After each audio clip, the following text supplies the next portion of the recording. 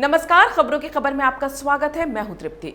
किसान आंदोलन के नाम पर भारत बंद बुलाया गया और वो एक बड़ा फ्लॉप शो साबित हुआ और इसके लिए जिम्मेदार हैं वो राजनीतिक पार्टियां, वो सीजनल आंदोलनकारी और वो मोदी विरोधी जिन्होंने अपने फायदे के लिए पंजाब के किसानों को भ्रमित करके उनके आंदोलन को हाईजैक कर लिया।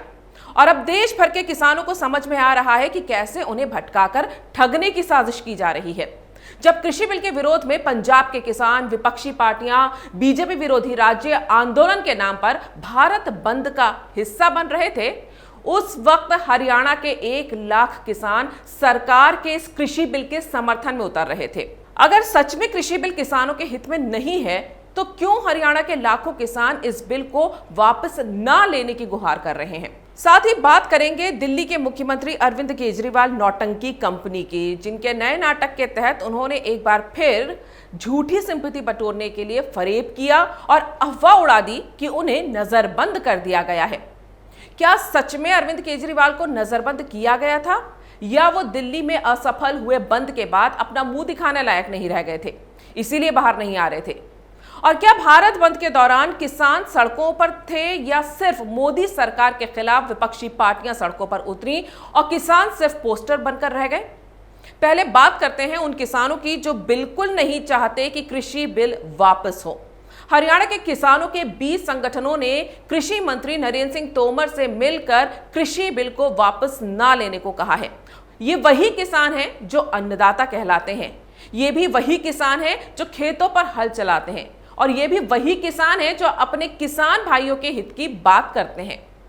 तो अब सवाल यह है कि क्या कृषि बिल का समर्थन कर रहे इन 1 लाख किसानों का कांग्रेस समेत आंदोलन में उतरी 24 विपक्षी पार्टियां साथ देंगी? क्या बिरयानी बाग और टुकड़े टुकड़े गैंग की टीम इन किसानों का पक्ष रखेंगे?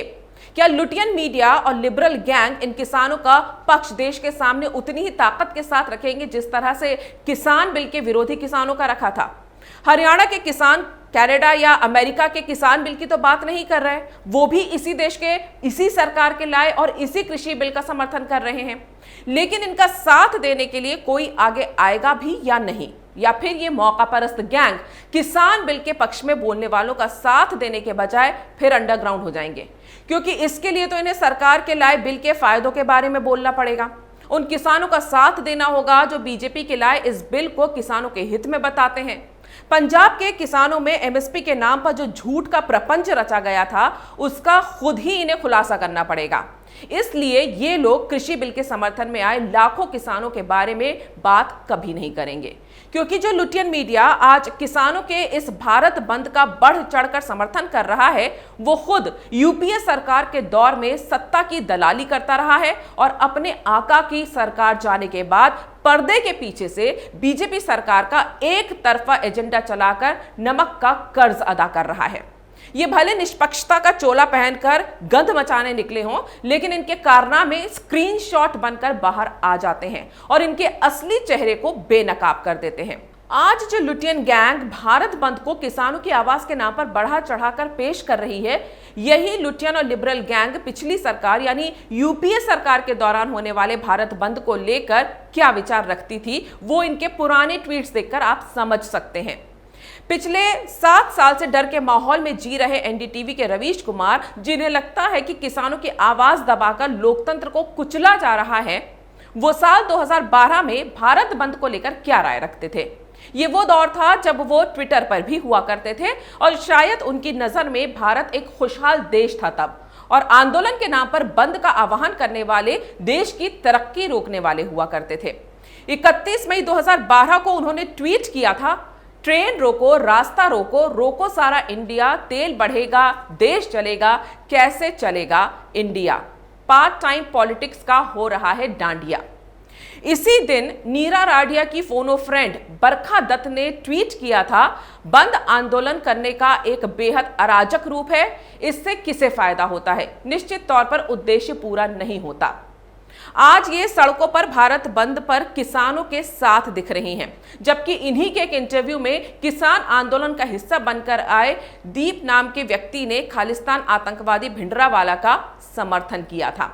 लेकिन फिर भी इनको किसानों के इस आंदोलन में कोई गड़बड़ नजर नहीं आई। वहीं भारत के काबिल पत्रकार राजदीप सरदेसाई ने 20 सितंबर 2012 को ट्वीट किया था, भारत बंद, क्या सुप्रीम कोर्ट को बंद को असंवैधानिक घोषित नहीं कर देना चाहिए? क्या किसानों के भारत बंद के आह्वान के बाद राजदीप सरदेसाई का इस तरह का कोई ट्वीट आपको दिखाई दिया है?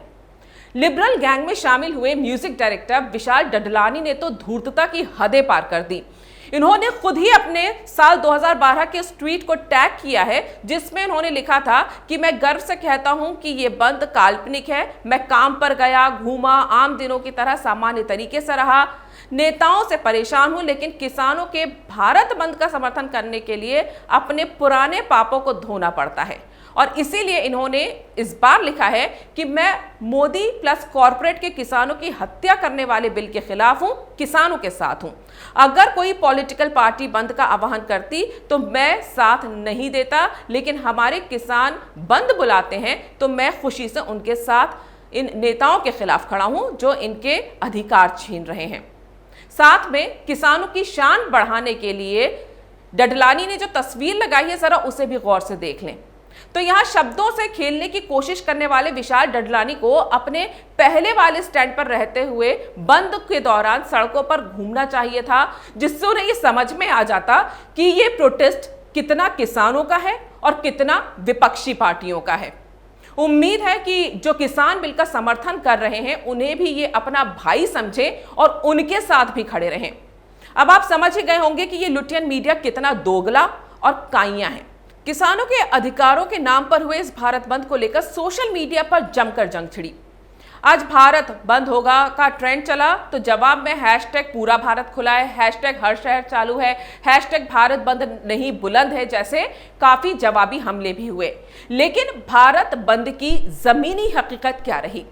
देश भर में भारत बंद की तस्वीरें सिर्फ उन राज्यों से आई जहां कांग्रेस का शासन है या फिर मोदी विरोधी विपक्ष सड़कों पर दिखाई दिया। जो नहीं दिखा वो है असली किसान। जबकि इस आंदोलन के बारे में यही कहा गया था कि भले ही 24 विपक्षी पार्टियां इसका समर्थन कर रही हैं, लेकिन भारत बंद में हिस्सा लेते वक्त वो अपनी पार्टियों के झंडे लेकर ना उतरे। पर जहां जहां से भारत बंद की तस्वीरें आई, वहां किसानों के बजाय कांग्रेसियों, वामपंथियों और मोदी विरोधी पार्टियों के झंडे ही दिखे। किसान आंदोलन में सेवादार बनकर घूम रहे अरविंद केजरीवाल तो अपने ही राज्य में इस बंद को सफल नहीं करवा पाए। दिल्ली की सारी मंडियां और बाजार खुले रहे, लोग आम दिनों की तरह अपने कामकाज करते रहे। अरविंद केजरीवाल के मुंह पर यह एक तरह से दिल्ली वालों ने तमाचा जड़ दिया। शायद इसीलिए अपना मुंह दिखाने लायक नहीं रहे और नया ड्रामा उन्होंने शुरू कर दिया कि उन्हें बीजेपी और दिल्ली पुलिस ने नजरबंद कर दिया है। जबकि दिल्ली पुलिस ने साफ कहा कि वो दिल्ली के मुख्यमंत्री हैं और कहीं भी आ जा सकते हैं। बीजेपी नेता कपिल मिश्रा ने तो अरविंद केजरीवाल की पोल पूरी तरह खोल दी। एक के बाद एक ट्वीट करके उन्होंने अरविंद केजरीवाल के ढोंग को पूरी दुनिया के सामने दिखा दिया। एक ट्वीट में उन्होंने वो वीडियो भी ट्वीट किया जिसमें केजरीवाल बाकायदा एक शादी अटेंड कर रहे थे। कपिल मिश्रा ने लिखा कि केजरीवाल के सफेद झूठ का पर्दाफाश। आपने कहा कि कल दिन में किसानों से मिलने के बाद केजरीवाल को पुलिस ने हाउस अरेस्ट किया है। ये कल रात की सीसीटीवी वीडियो, केजरीवाल शादी अटेंड करने गए थे। एक और ट्वीट में उन्होंने केजरीवाल को निशाना साधते हुए कहा, खुली है मार्केट, खुले हैं मॉल, घर में छिप गया केजरीवाल, भारत बंद हो गया, फ्लॉप केजरीवाल को सूहा साफ, साइलेंट मेजॉरिटी ने ठाना है, धरनेबाजों को सबक सिखाना है। केजरीवाल घर में घुसकर बैठे हैं तो संसद के बजाय सिर्फ ट्विटर पर पॉलिटिक्स करने वाले राहुल गांधी गुप्त स्थानों से ट्वीट करके किसान भाइयों को उकसा रहे हैं। लगता है कि किसान भाइयों ने उनके लिए सोफे वाले ट्रैक्टर का इंतजाम नहीं किया, इसीलिए वो किसी विशेष स्थान पर आराम से पसर कर ट्वीट खेल रहे हैं। लेकिन ये नहीं बता रहे कि किसान बिल का यही ड्राफ्ट उनकी चुनावी घोषणा पत्र में भी था, जिसे यूपीए सरकार पेश भी कर चुकी थी, और आज जो एनसीपी इसके खिलाफ है वही इसका समर्थन कर रही थी। भारत बंद के असर की अगर बात करें तो उत्तर प्रदेश से लेकर तमिलनाडु तक बंद के नाम पर बीजेपी विरोधी और विपक्षी पार्टियों की ही राजनीति दिखाई दी और किसानों को जनता ढूंढती रह गई। इस भारत बंद का सबसे बड़ा असर यह हुआ कि देश की जनता को भी समझ में आ गया कि किसानों के नाम पर उन्हें अन्नदाता बताकर उनके अधिकारों की बात करते हुए कैसे सारे राजनीतिक दल उनके कंधे पर रखकर बीजेपी पर बंदूक चला रहे हैं।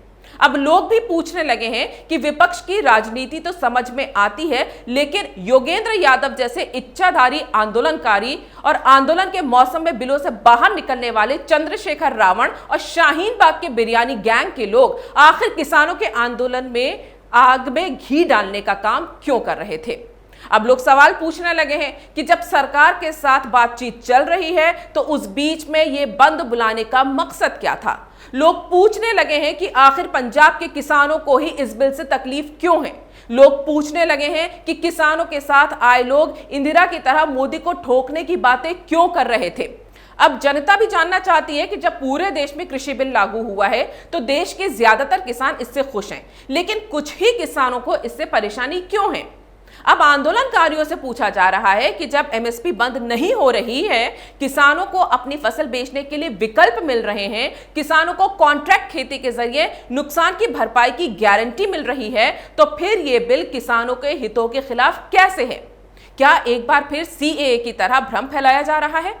जैसे सीएए आंदोलन में झूठ बोलकर मुसलमानों को बरगलाया गया था कि उनकी नागरिकता चली जाएगी, ठीक उसी तरह इस बार किसानों को बहकाया जा रहा है कि उनकी जमीन छिन जाएगी, जबकि कृषि बिल में साफ साफ लिखा है कि किसानों की जमीन पर उन्हीं का हक रहेगा, मंडियां बंद नहीं होंगी। तो क्या एक बार फिर कोरी कल्पना और मनगढ़ंत आशंकाओं के नाम पर गरीब किसानों के साथ साथ देश के बाकी बेगुनाह लोगों को दिल्ली दंगे की तरह एक और नरसंहार का शिकार बनाने की साजिश की जा रही है। जब पूरे देश के किसान इस बिल के विरोध में नहीं हैं, तो सारे किसान संगठनों से बातचीत किए बिना भारत बंद करके क्या जताने की कोशिश की गई। और सबसे बड़ा सवाल, अब जब किसानों का एक बड़ा संगठन बिल के पक्ष में खड़ा है, तब क्या देश के इन किसानों की बात का आंदोलनकारी समर्थन करेंगे। अगर नहीं करते तो यह साफ है कि यह किसान आंदोलन के नाम पर मोदी सरकार पर निशाना साधने की साजिश है, और इस आंदोलन को हवा देने वालों का मकसद किसानों की मदद करना तो निश्चित तौर पर नहीं है। अगर आपको यह वीडियो पसंद आया है तो इसे लाइक करें, शेयर करें और कैपिटल टीवी को सब्सक्राइब करें।